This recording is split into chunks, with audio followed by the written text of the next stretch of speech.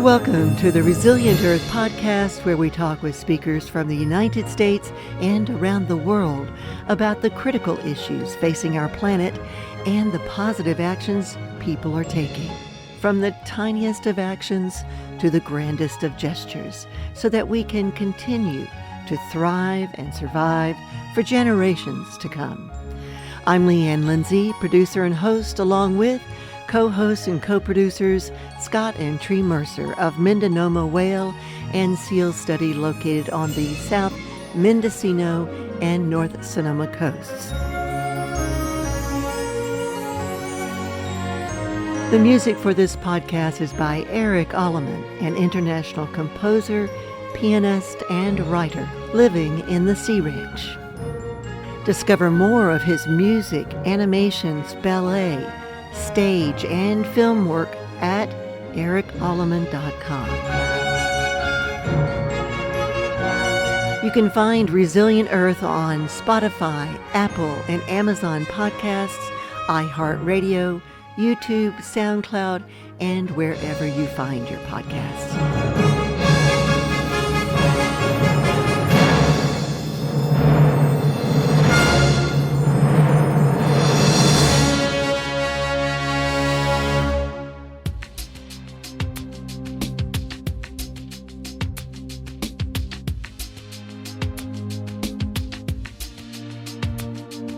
On December 17, 2024, anti-whaling activist Captain Paul Watson was released from his Greenland prison cell after 5 months in custody when Denmark rejected a Japanese request to extradite him. Watson, 74, was detained by police when his ship docked in Greenland's capital Nuuk last July on its way to intercept a Japanese whaling vessel in the North Pacific. In this episode, we catch up with Captain Paul Watson from his home in Paris, France, during the first part of January 2025. The first episode of Resilient Earth was in fact about his arrest in July of 2024, and back then we spoke with the president of Sea Shepherd France, Lamya Essemlali, who was en route to visit with him in prison. That episode we released September 1st. Essemlali described what had happened when the John Paul DeJoria ship Captain Paul Watson and crew were on when they stopped to refuel.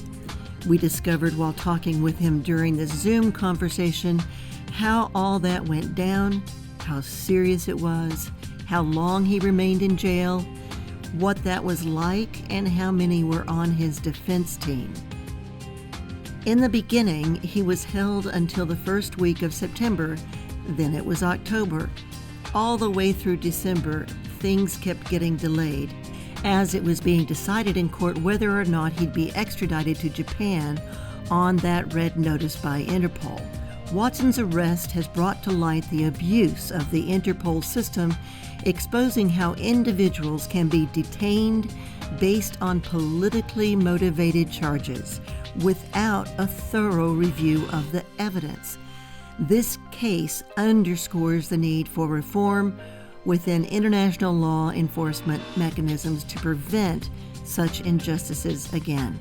Watson's defense maintained throughout the past 5 months that the arrest was politically motivated and largely fueled by the negative media exposure Watson and his crew caused Japan during the filming of Whale Wars, an action reality TV series that aired on the Animal Planet network.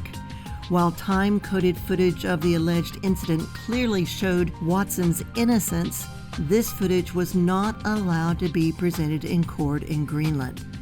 Captain Watson's detainment has shown a spotlight on the ongoing issue of illegal Japanese whaling.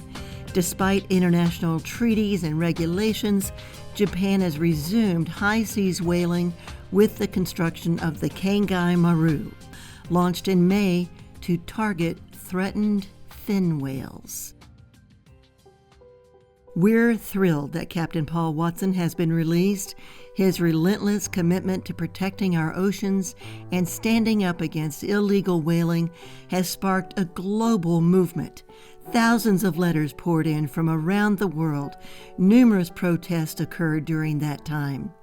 Protesters outside Paris City Hall chanted, "Free Paul Watson," calling for his release. All the hearings are extremely important. Paul Watson should never have been arrested. Compassion is not a crime. And secondly, we need the oceans. Without oceans, as he says, we will die. And an incredible amount of social media posts were written and YouTube videos recorded on his behalf. Here's one from Dr. Jane Goodall, directly to Paul Watson, who was still in prison at that time. Dear Paul, I can't bear to think of you still imprisoned, and I send prayers to keep you sane, to bring, compassion to the hearts of those who hold your fate in their hands. I have so admired you, everything that you've done for the whales, and I've always loved whales, of course. So I send you love and hope against hope that the Danes see sense. Courage and strength. Bye. This is an excerpt from an Instagram post by actor Pierce Brosnan. Legendary ocean activist Paul Watson has dedicated his life to saving our planet and oceans. As he rightfully states, if our oceans die, we die. Brosnan continues by writing that Paul Watson is a man of immeasurable character and has been a friend to my wife Keely and myself for over 30 years. We greatly respect the brave, selfless, and critically vital work Paul has accomplished, at great risk to himself, to protect our oceans and especially marine life. Defending cetaceans and the ecosystem we all depend on for survival is not a crime. And here's actor Martin Sheen's plea to the Danish government. Hello, I'm Martin Sheen, and with all due respects, I'm addressing this message to the Danish government as well as the Honorable Peter Hummelgaard. Just imagine the healing effect on our ailing planet if every nation on Earth could produce at least one environmentalist with the courage and commitment of a Paul Watson. Now imagine our planet without the only one, Paul Watson himself. I'm honored to join the many hundreds and hundreds of thousands in this worldwide appeal, including French President Macron, Brazilian President da Silva, as well as Jane Goodall, urging the release of Paul Watson. Surely justice is served if Paul is released with time served, not only for his time served at Nook Prison in Greenland, but his time served with Greenpeace, the Sea Shepherd Society, and the current Captain Paul Watson Foundation, with a combined total of 60-plus years, his entire adult lifetime. If what we believe is not costly, we are left to question its value. Just imagine how much Paul's beliefs have already cost him, and imagine then how much more Japan can extract. Now imagine the unimaginable gift our planet and Paul's family receive when he arrives home safe in Paris in time for Christmas. Just imagine that.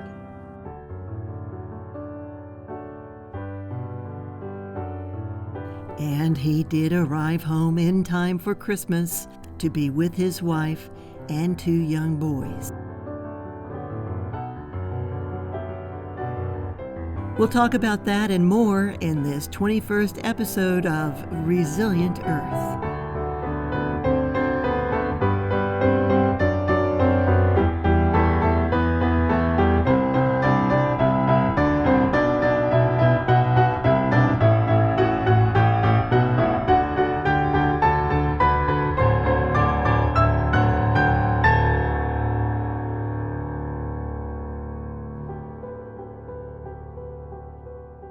Welcome, Paul. Oh, thank you. Thank you. We have several threads of connections because I had interviewed for public radio a few years back Richard Latcani, who had produced Sea of Shadows. And Right. that was the first time I heard about sea shepherd conservation and all of that was happening with the vaquita in the Baja waters. And that was years ago when he had that film in the Mendocino County Film Festival in the town of Mendocino.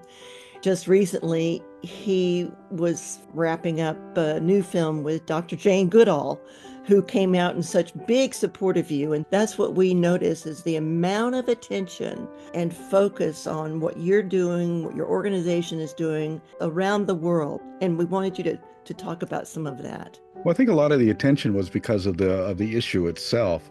Japan's whaling operations are highly illegal, although they pass them off as legitimate. They're not. They're against the international global moratorium on whaling imposed by the International Whaling Commission, but also that was upheld by the International Court of Justice in 2014. So what they are doing, it's a criminal enterprise. So their charge against me, which is really a politically motivated, very minor accusation, what they want is revenge for the television show that we did. This has got nothing to do with actually doing anything, but they just want revenge.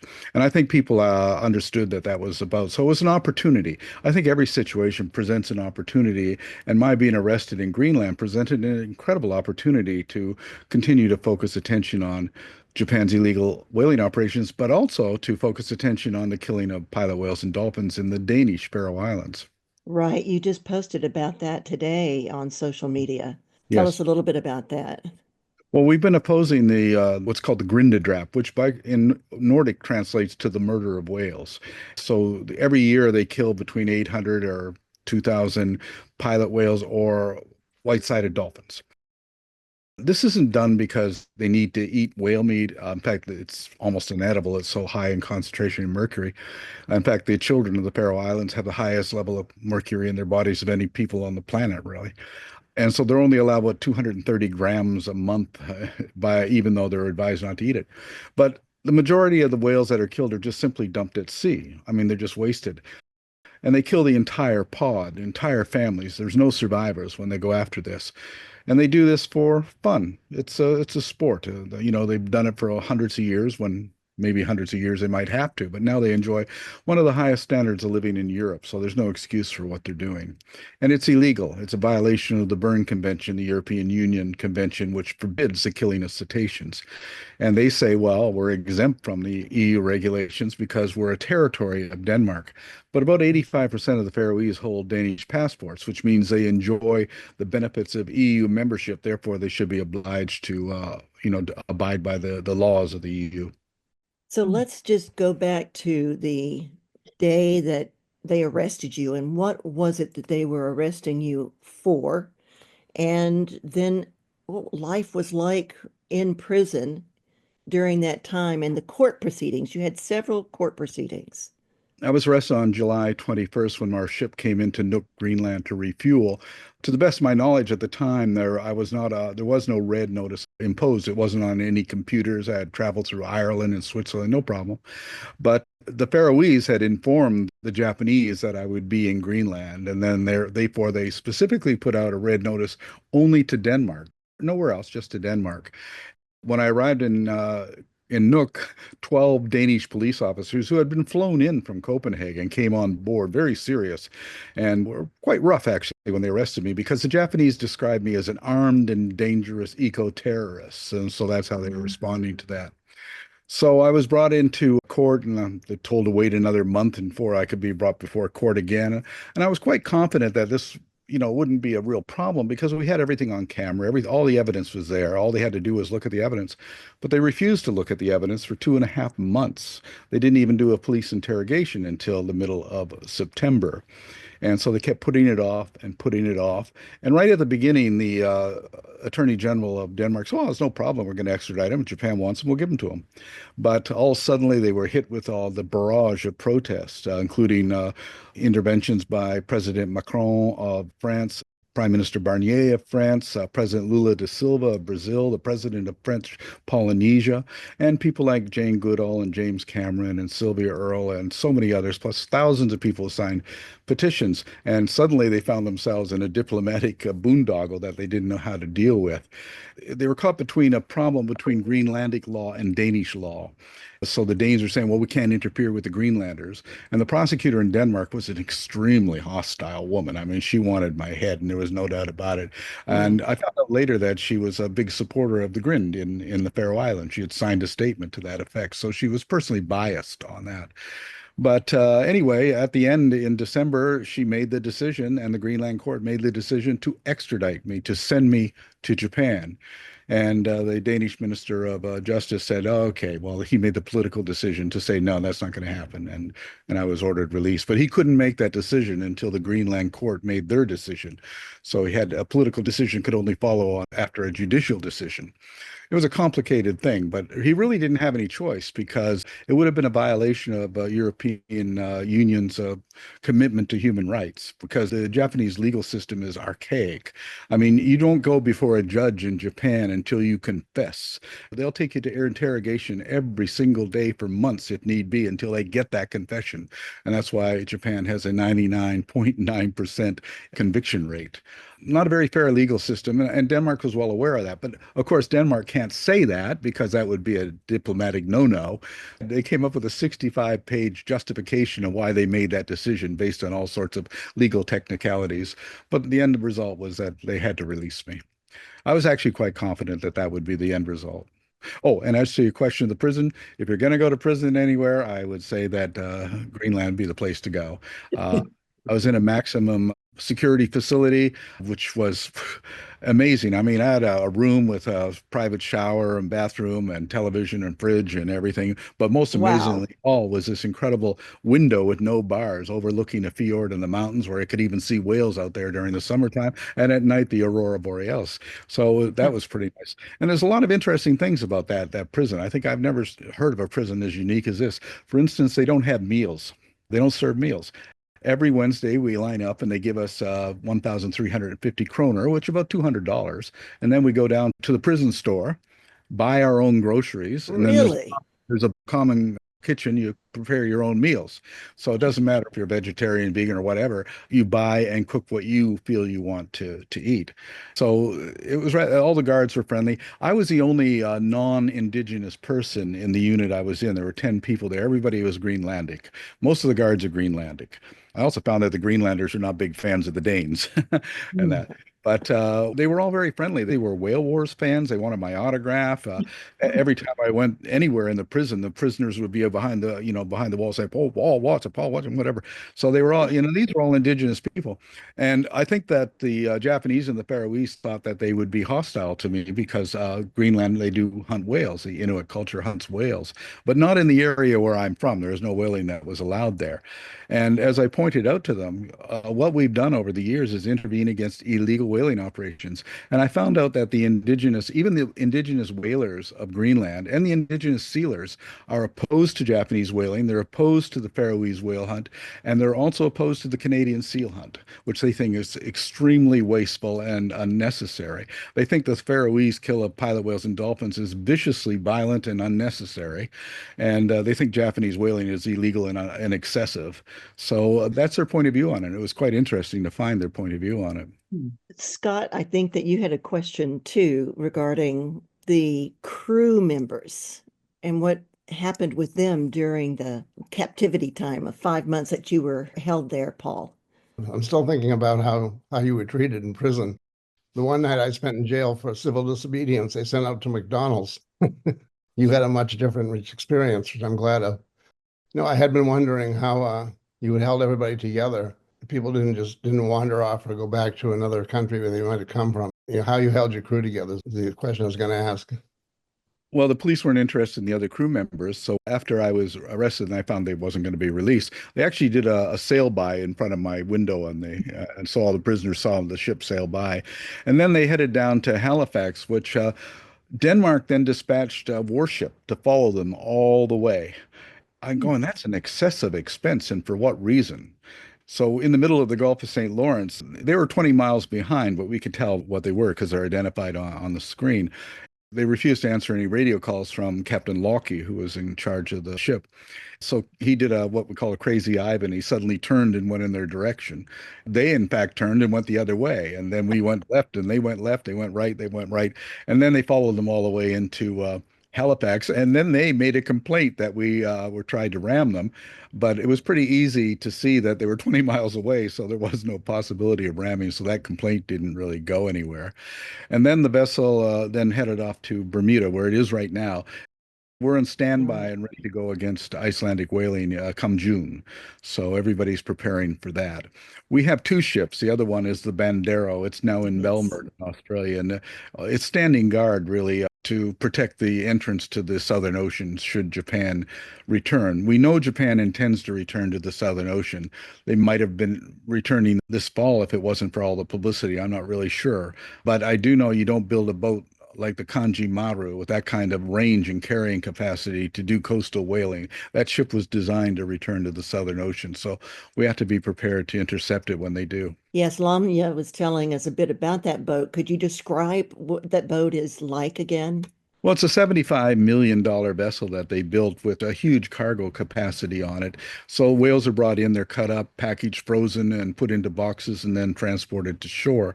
They still call it research whaling, which they've always done. They're trying to say it's not commercial. I guess they're not. It's not commercial in this sense in that it doesn't make a profit. Japanese whaling hasn't made a profit in 40 years. It exists because of massive subsidies by the Japanese government. And people will say, well, why would they bother? Why would they spend that money? Why would they do it? And it's all very political because the Japanese whaling company is owned by the Japanese government. And the board of directors of that are all former politicians who got six-figure jobs. And if they end whaling, there goes their jobs. And so that's why they keep it going. Plus, the crew that work on these ships, they are supplied by unions, which are controlled by the Yakuza, the mafia in Japan, which has a lot of influence. So that's the reason that this continues to go, because less than 1% of the people in Japan eat whale meat. And right now, I think there's 8,000 tons of whale meat in refrigerated warehouses in Japan. Now, what they'll say is that's our food security program, because, if there's an apocalypse or something or Godzilla returns, I don't know, they'll have this food security on hand.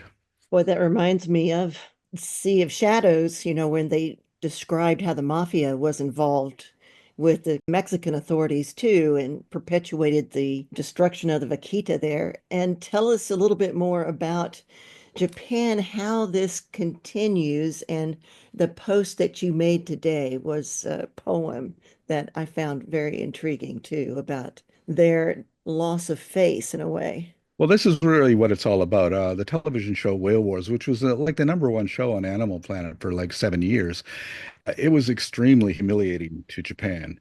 Of course, it was banned in Japan, but everywhere else in the world, people saw it. So we exposed the truth about their illegal whaling, and they were very, very angry about that. I find it actually quite flattering that I'm being talked about at the highest levels in Japan, the prime minister, the foreign minister. Today, the foreign minister called in the Danish ambassador to Japan to dress him down about why did you release him? You should have turned him over to us. But it's interesting, since I've come back, I'm going to be the featured speaker at the Ocean Conference in Nice in June. The Japanese response to that is they're going to drop out of the Ocean Conference. UN Ocean Conference. They're going to drop out. They basically gave an ultimatum. Really? Either goes or we're out of it. And I think the mayor of Nice said, well, then goodbye. We're not going to do that. So a lot of good things. 2 weeks ago, they gave me honorary citizenship to Paris.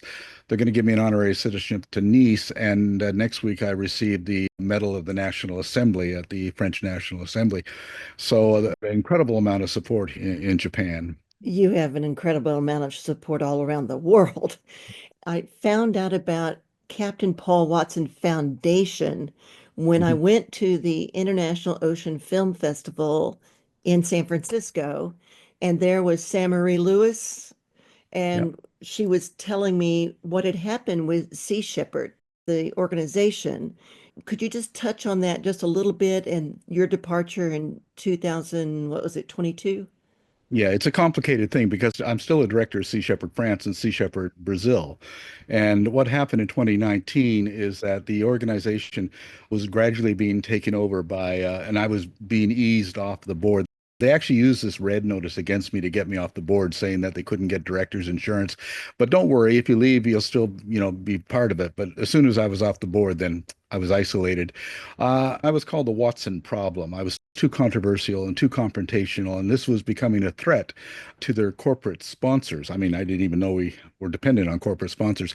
But Sea Shepherd Global, Sea Shepherd USA, they now have corporate sponsorships with Allianz Insurance, Lloyd's of London, and the most concerning of all, with the Amasek Security Company out of Israel, which has been involved with illegal arms dealings in Africa. So this kind of affiliation with these people, also with the Austral Fisheries Company of Australia, which is 50% owned by the Mahura Daiichiro Fishing Company, which is the former Taiyu Whaling Company. The Sierra that I went after in 1979 was owned by that company. And now Sea Shepherd Australia is in partnership with that company, and they changed their policy to now we support sustainable fishing and everything. Basically, it was a sellout. And the reason for this is that as organizations get bigger, people become to rely on their jobs, their job security or whatever. And suddenly all these people who I had known for 10, 20 years, suddenly had themselves nice jobs. And I was now a threat to the jobs. And not only did they dismiss me without a vote, it was in the summer of 2022. I was dismissed by email, and none of them have spoken to me ever since, except they have taken us to court in France. Lamya, Essemlali, and I were charged with parasitism. That is, they were parasiting the logo and the name of Sea Shepherd, which I created, but we were parasites on what they owned. The judge just threw it out and awarded us legal costs on that. So we've been winning every court case that they brought against us, and they're paying the legal fees on that. It's a problem with a lot of organizations. They come too big and they want to go mainstream, and then the founders become a threat to them doing that. So there's two Sea Shepherds really now. I always set Sea Shepherd up to be a movement, not an organization, and that was my mistake because I never controlled it. I never wanted anybody to control it. But unbeknownst to me, these people were filing trademarks and copyrights and owning what I had created. That I found myself in that situation. And I can see the temptation. I mean, Sea Shepherd, because of whale wars, is bringing in $13-15 million a year. So they seized those assets, plus they seized the ships and scrapped most of them, sold some, and just got rid of all our ships. So in 22, I found myself with we had nothing. We had no assets. We had no ships, nothing. Jean-Paul DeJoria, who is, the founder of Paul Mitchell Shampoos and that, who had been a longtime supporter. And we had a small boat in Mexico named after him. And he said, "What happened to my ship?" I said, "Well, they scrapped your ship, JP." So he called them up and said, "What'd you scrap my ship for?" He said, "Well, I was getting old. We decided to scrap it." And he said, "Well, why didn't you just give it to Paul?" They said, "Oh, well, we offered it to him, but he turned it down." I said, "JP, that's a total lie. I've never spoken to them." He said, "Okay, find me a ship. I'm going to buy it for you." So that's the Jean-Paul DeJoria. And then we found the Bandero. So he bought both those ships. Oh, I wondered about the Bandero, where it came from. Well, that's because his newest company is the Bandero Tequila Company. Oh. So when you mentioned about the 70s, was that back when you were with Greenpeace? Because I know you were one of the founding members and directors there. Yeah, I left Greenpeace in 1977 to establish Sea Shepherd. The difference being is that Greenpeace is a rather passive protest organization. I wanted to have an interventionist organization, and I created a strategy which I call aggressive nonviolence. We're going to aggressively intervene, but we're not going to hurt anybody. And over the last 50 years, we've never caused a single injury. We've never sustained a single injury, never been convicted of a crime. So we operate within the boundaries of both the law and practicality. And also, we're always consistently nonviolent. But in this day and age, anything you do, especially if you're an activist in the area of animal rights or conservation, environmental, anything you do, you're going to be a terrorist. That's just the name they throw out there right now. When I did the Bill Maher show one time, they said, "Well, everybody's calling you an eco-terrorist." I said, "Look, I've never worked for Monsanto or Exxon. I'm not an eco-terrorist." Right. But these are the names that you have to get used to. Now, back in the 90s, when people started saying, "Oh, you're nothing but a pirate," I said, "Okay, if you want to call me a pirate, I'll be a pirate." So that's why we got our pirate flag and everything. Because kids, especially young people, love it. Piracy is a two-sided thing. It's sort of like, oh, they're bad guys, but at the same time, they're very romantic, and people identified with that. And I also point out that the founder of the United States Navy, John Paul Jones, was a pirate. And he also founded the Russian Navy, by the way. Not many people realize that, but he was invited after the revolution by Catherine the Great to set up the Russian Navy. So the founder of the two greatest navies in the world was a pirate. Other famous pirates being Sir Francis Drake, Sir Walter Raleigh, Jean Lafitte, Roger Surcouf. All of these people were pirates. And when you also look at it, the pirates back at the time, they cut through the bureaucracy and got things done. They were the first ships on the ocean to have a democracy where they actually elected their captains or could remove their captains by a vote. They were the first ships to allow women and non-white people to actually join the crew and rise to the level of their competency.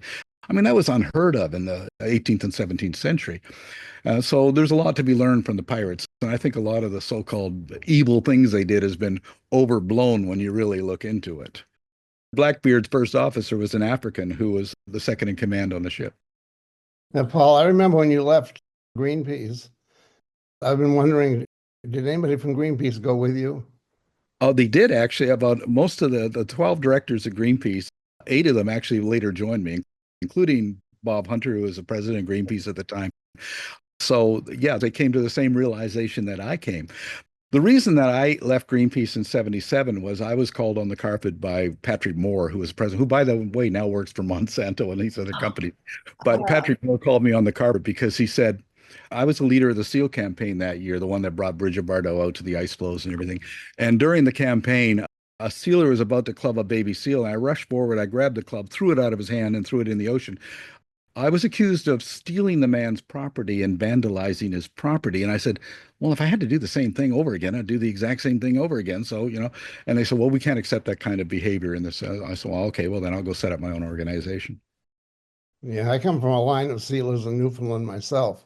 All right. And, my grandfather and I used to have some spirited conversations. His attitude was, if they live in the ocean, they fish. And they just fish. And it's interesting about you and Bob Hunter. I didn't realize that some of the people in Greenpeace had gone with you. I wondered about that for years. Yeah, Bob sailed on the Sea Shepherd ships with me for many years until he died in 2005. Yeah, at that time, I was working at the University of New Hampshire in Sea Grant, and we had a copy of the National Geographic film, The Great Whales. And you guys had a pretty good piece in that film. And a lot of people became more aware of what Greenpeace had been doing and about what you were doing at the time, you and Bob Hunter. I took the film with me when I do talks out of Sea Grant and the community, and many people were really surprised when they saw what the direct action was that you were doing with the hoses and closing in on the on the Japanese boats and then going out in the small boats to intervene. There's a great film that was made in 2015 called How to Change the World, which is actually about the beginning of Greenpeace. And what's great about the film is, Greenpeace today, they deny that I was a co-founder because it's convenient to do it. And these people weren't even born at the time, but they deny that I was a co-founder. And I said, well, all you have to do is look at the film. That shows exactly how the evolution of Greenpeace and what happened. So that's the evidence right there. I love it. Scott and Tree, too, were in a little documentary that a couple of students from Berkeley created called Washed Ashore, about the unusual mortality event. And Tree has been a teacher of biology on Long Island. And Scott, you can talk about some of the things that you did back east and how you started Mindanoma whale and seal study too. Yeah, I had a whale watch company that I started in New Hampshire, actually, in 1978, and then became New England Whale Watch when I decided I had a bigger title. When we decided to come out here in 2014, there was really no observations or accounting going on here of gray whales going by the coast here. So we started a land-based operation, which was new to me after decades of looking for whales out on the ocean. We started out contributing with the gray whale migration count here. And since we're here year-round now, we've made the operation year-round, so we're keeping track of humpbacks and other whales using this area here as a feeding ground. And the migration of gray whales is just counting them as they're going by, which was a little tougher than I thought it would be in the first place. We had the unusual mortality event here caused by climate change in the Arctic, and that has kept us quite busy, just keeping track of numbers and coordinating with a few other people here on the coast that are working doing that. Yeah, and Maria Brown who's the superintendent of the Greater Farallones and Cordell Bank Marine Protected Areas, had mentioned how important a lot of the data is that you guys gather and deliver to them too. And so I just wanted you to know some of that, Captain Paul, because you've got some people who are very dedicated to observing and are very, very much interested in the protection of whales, as I am. Thank you. You know, our first confrontation with the Russian whaling fleet was only 60 miles off the coast of Mendocino. Yes, right. Yeah, the Mendocino whale wars. Yes. Mhm. Yeah. I've been trying to get Leanne to go do a documentary on that. We've met people at the film festival who told us about their experience. They're still here. They know it. They participated. And it's so exciting to hear, what it all involved. I think the Mendocino Whale Wars thing was 76. We first went 75, then we returned in 76. Yeah. Wow. Well, talk about the TV series. Is that now completed? Are you still going to do that show, or what's happening there? Well, we did it for 7 years, but then Japan retreated from the Southern Ocean, so we don't have to do that anymore. But we're keeping a close eye on it, and I do have the cameras on our cruise, so we have a lot of footage. So we're looking at the possibility of doing another television show. We've been doing documentaries, of course, but the television show really has a lot more power than the documentaries because you can get it on a network, unless you get your documentary on Netflix.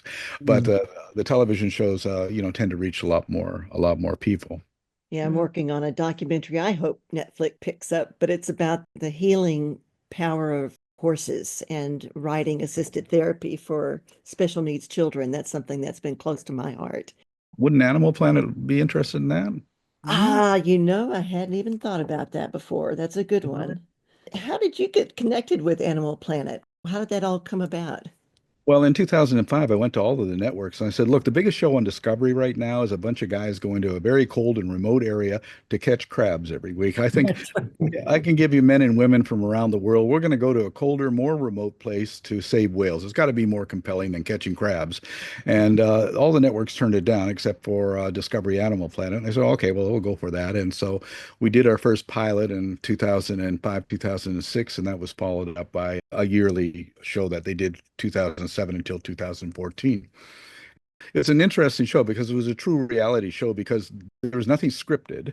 They couldn't tell us what to do and we couldn't tell them what to edit. So we were completely separate in that area. So we just did our thing and they did their thing. Although I have to admit, they did try occasionally to manipulate it. Like, hey, John, Bob over here is saying these bad things about you. They're trying to get people into fights and everything. But I would warn everybody in advance, they're going to try and do this to you. So just ignore that. Because, one of the reasons that Deadliest Catch is a bigger show is because they get into domestic violence and alcoholism. And I wasn't going to allow any of that, in the show. So. Well, I bet your family is glad to have you back there in France. Oh yeah, that's true. I was only allowed 10-minute call once a week with my wife and my two sons. So yeah, that was my big worry is that I wouldn't see them for Christmas, but I got out like a week before the Christmas too. So rejoined them here in Paris. How did you find out about that? How did that all come down? Well, on my birthday on December 2nd, I was in the courtroom, and at that point, they said that the Attorney General said a decision had to be made within 14 days. So I was ordered to return to court on the 18th, but then I got a call on the morning of the 17th from my lawyer in Copenhagen saying that the Attorney General had ordered me released, and I was out of the prison within an hour. I was expecting it, but I thought it would take a little longer. When we interviewed Lamya, at that point, it was in August that we did the recording, and they had said something about they were expecting it was in the first part of September that you might be extradited to Japan, and then that was postponed. Then there was another postponement. How many were there? I appeared in court in August, September, October, November, and then in December. Wow. Every 28 days that I had to return to court. The problem is I had this prosecutor. This woman she was just so hostile. I got to the point where I just decided to have fun with her because at one point she said, well, I've never heard of you. You're nobody. And I said, well, you really should read a newspaper. She didn't really appreciate that. And who did you have representing you? And what were the people like around you supporting you there? My legal team is incredible. First of all, the good news, if you're arrested in Denmark, you don't have to pay for a lawyer. The government covers all the legal fees for everybody. Doesn't matter what your wealth or how much money you have. So I had the best human rights lawyer in Denmark, Jonas Christophersen, another incredible human rights lawyer, Julie Stage, and then Finn Manel, he was the Greenlandic lawyer. So I had three Danish lawyers. I had five French lawyers, one German lawyer, and one U.S. lawyer altogether. So quite a legal team, really. And the head of my legal team in France was the former French ambassador to Denmark. So the prime minister was responding to people. I've got letters where she was responding to different people, including the governments of France and that. Japan actually threatened the French government too. They said, you know, we're going to do trade embargoes on you unless you back off. And the French just said, do whatever you're going to do, whatever. So they threatened the Danes. They actually threatened Denmark with the cancellation of hundreds of millions of dollars of offshore wind turbine projects unless they turned over. And Denmark just didn't respond to that. But that was a threat that they were making. But what that did is actually helped me because it certainly illustrated that the whole thing was political. It wasn't a judicial thing. You don't make threats like that on a criminal case, you know, you do on a political case. What we're going to do next is we're going to confront Interpol, both with lawyers and in person, because their headquarters is in Lyon in France. And so we're going to go and confront them. And not just for myself, but the fact that hundreds of people are being persecuted because countries weaponize Interpol to go after them. So they're going after whistleblowers and dissidents and whatever. I mean, the Russians especially have been really bad on this. Israel's been bad on this. So what we have to do is take Interpol to task and say, look, this nonsense got to stop. Interpol was set up primarily against war criminals, drug traffickers, and serial killers. This is what it was set up for. Not for, I'm the only person in the history of the Red Notice to be put there for trespassing. You know, nobody gets on that list for trespassing. It was funny because in 2010 to 2012, they had me on the thing called the Interpol Blue List. I was on the red list for the last 10 years. The Blue List, I didn't even know existed, but I found out it existed when I crossed into the United States from Canada by car, and I handed over my U.S. passport, and the immigration guy says, "Put your hands on the wheel now, sir." And I put my hands up. "Throw your car keys out." I said, "I can't throw the car keys out. My hands are on the wheel." So anyway, I had to throw them out. And I looked out, and there were 6 officers with guns pointed at me. I got out and they handcuffed me and took me in. And then I was free 10 minutes later because the Interpol Blue Notices, they're supposed to gather information when you cross the border and send it to the country that issued it, which was Japan. But the information from the Blue Notice was that I was an armed and dangerous eco-terrorist. That's why the guns came out.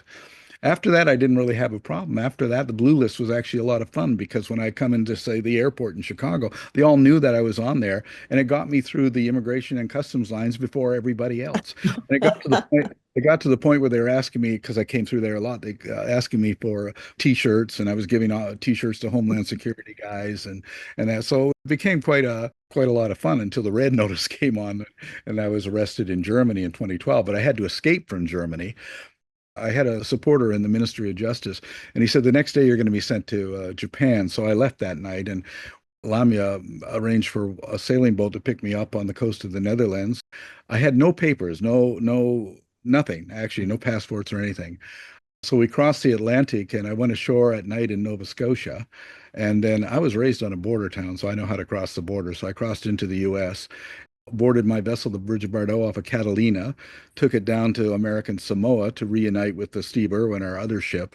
And then we went down to the Southern Ocean campaign against the Japanese, and then came back, and I spent from 7 months in exile in the South Pacific, which wasn't very bad. I mean, it was like Tonga, Vanuatu, the Great Barrier Reef, spent a lot of time with turtles and seabirds and everything. So it was actually a bit of a vacation until John Kerry allowed me to come back because the Pete Bethune, who these charges stem from, he was arrested for the trespassing and for all the different things that the Japanese were after me for. But he made a deal with the Japanese prosecutor that if he said that I ordered him to do this, they would give him a suspended sentence, which is what he did. And then after he was released, he said, no, I lied to get that suspended sentence. But Japan refused to accept that. But the United States did. And they said, this is bogus. So, you come back. Funny enough, I was actually met off Catalina Island. When I came back, I was actually met by RFK Jr., who came out to help me get ashore. So it was quite the drama. So I actually ended up going halfway around the world without any identification at all. How long ago was this? 2012, 2013.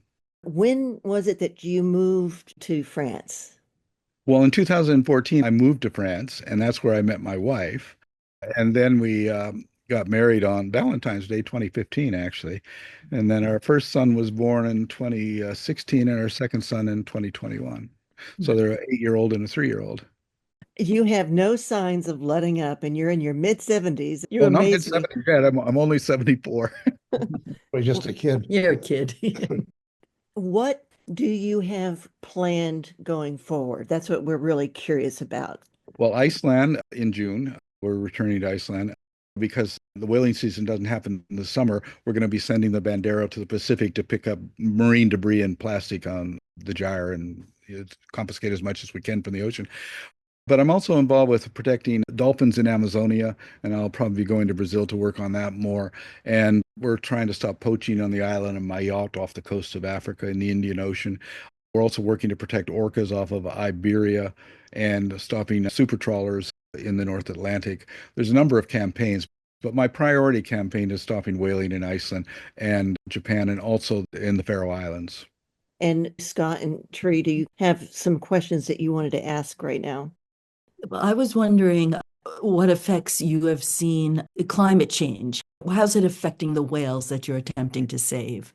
I don't think there's any sailor in the world, any real sailor who can deny that climate change is happening. You see it there all the time, the currents, the winds, the storms, everything.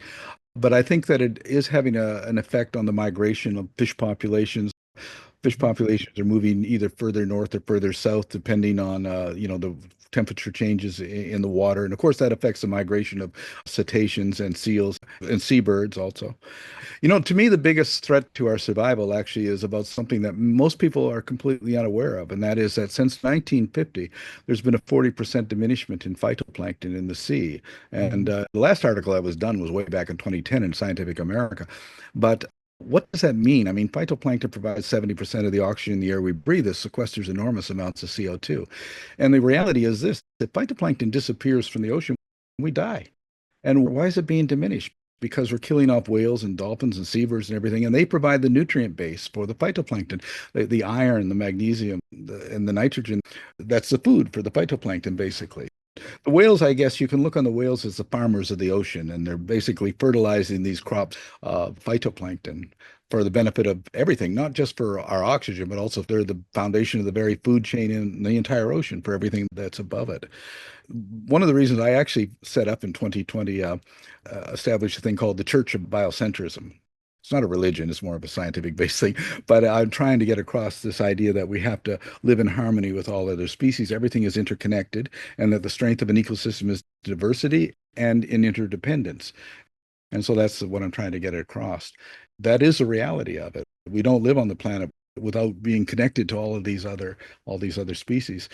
It's actually a philosophy that's certainly well shared by a lot of indigenous communities around the world that understand that. Definitely. Yeah, almost every single major religion is anthropocentric. That is, it's all about us. It was all created for us. Everything's about us. We're the only species that matter. And that's what we have to get away from, really. Yeah, that interconnectedness does come up often during a lot of the conversations that we're having. And I just want to go back to what you're saying about the phytoplankton, because one of the filmmakers that I know very well is Cynthia Abbott. She's out of Petaluma. She created an organization called Every Second Breath.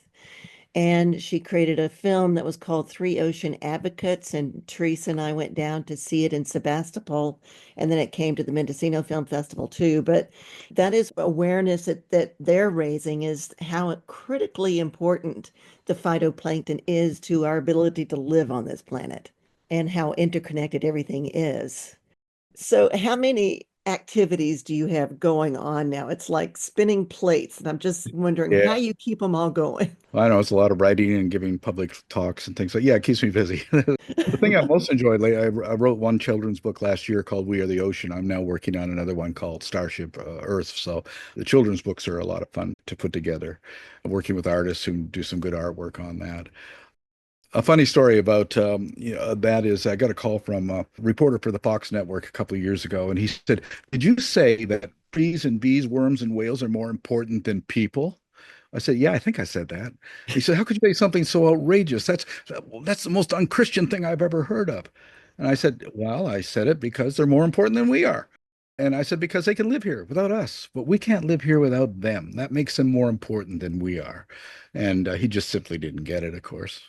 One of the creations along the lines of books and things like that is a musical that the composer for my documentary, who lives here in Sea Ranch as well, but he lived in Germany.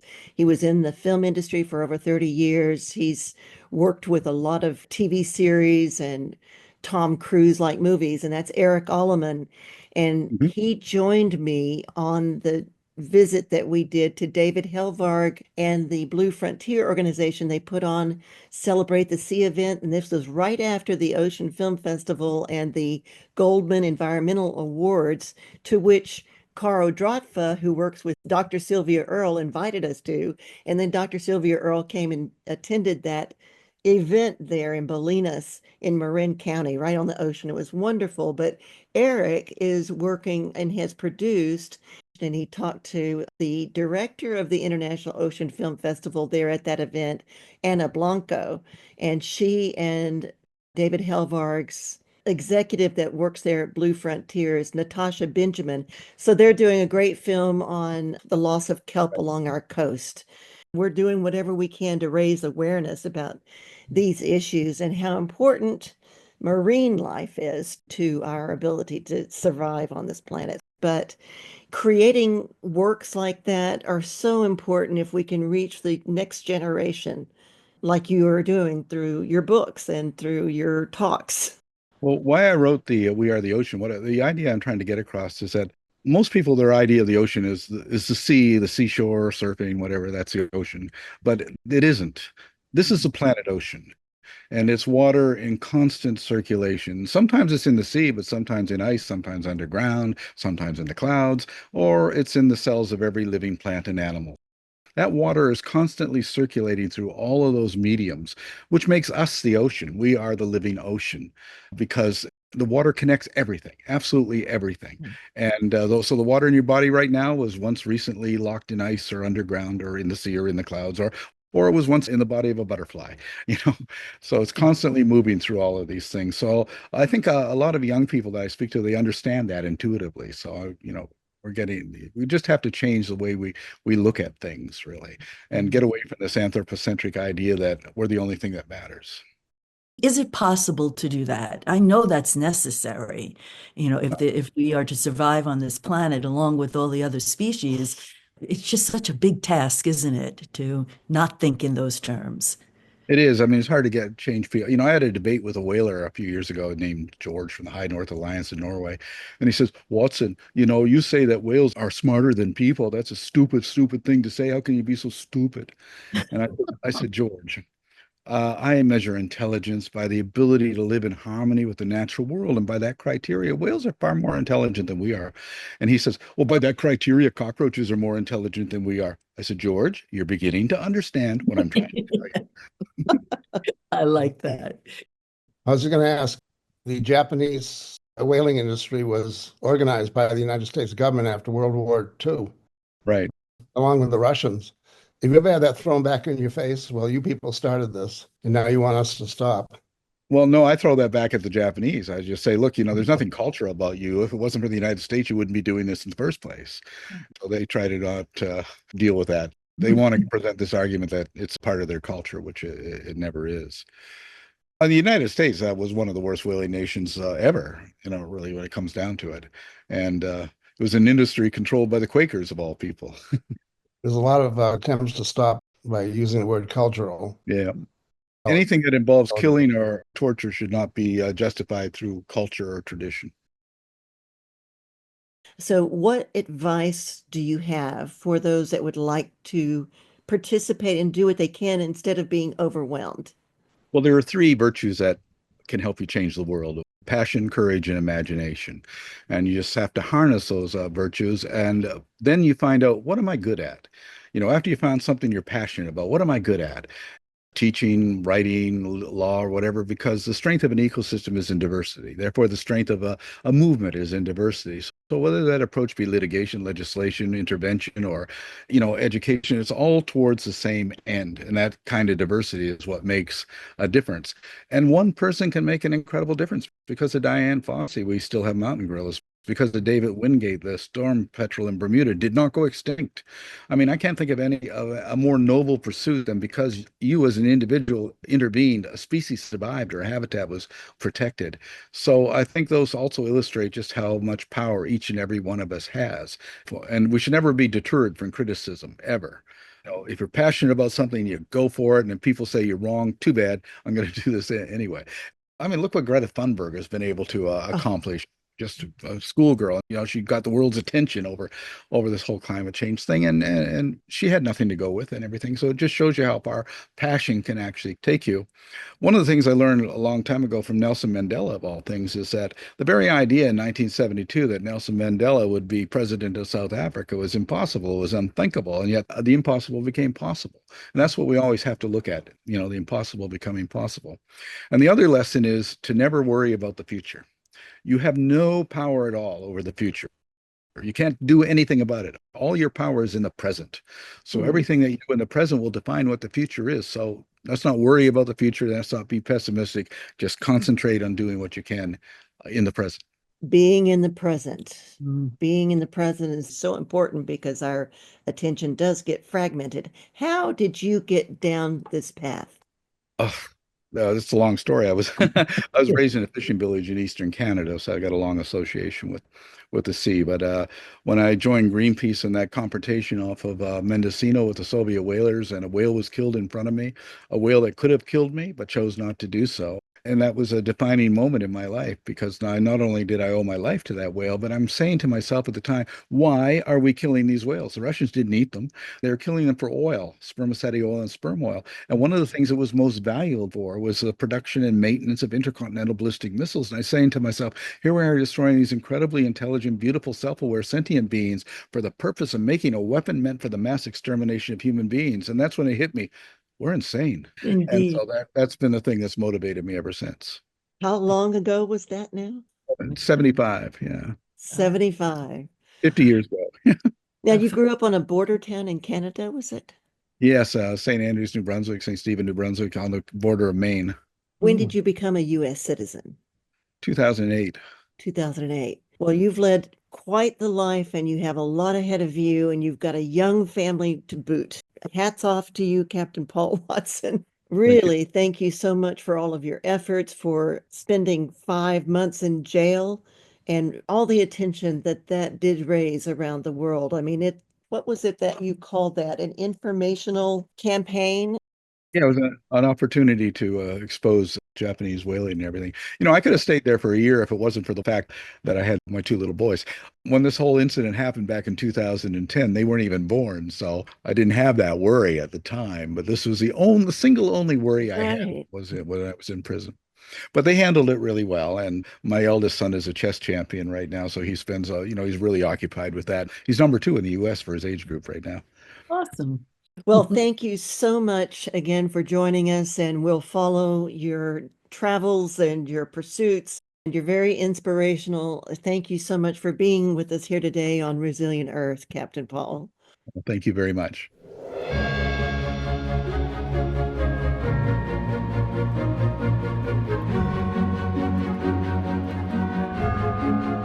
Thanks for listening to the Resilient Earth podcast, where we talk about critical issues and positive actions for our planet. Resilient Earth is produced by Planet Centric Media, a 501c3 nonprofit, and Sea Storm Studios, Inc., located on the rugged North Sonoma coast of Northern California. I'm Leanne Lindsay, producer and host, along with co-hosts and co-producers Scott and Tree Mercer of Mendonoma Whale and Seal Study, located on the South Mendocino and North Sonoma coasts. The music for this podcast is by Eric Alleman, an international composer, pianist, and writer living in the Sea Ridge. Discover more of his music, animations, ballet, stage, and film work at ericalleman.com. You can find Resilient Earth on Spotify, Apple, and Amazon podcasts, iHeartRadio, YouTube, SoundCloud, and wherever you find your podcasts. Please support us by subscribing or donating to our cause.